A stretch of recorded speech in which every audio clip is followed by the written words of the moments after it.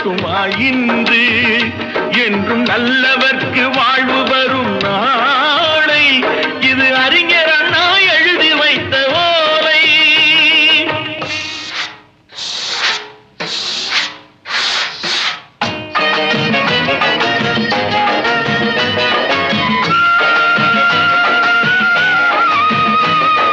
தெரு தெருவாய் கூட்டுவது பொதுநல தொண்டு ஊரா தெரிந்து கொள்ள படம் பிடித்தால் சுயநலம் உண்டு.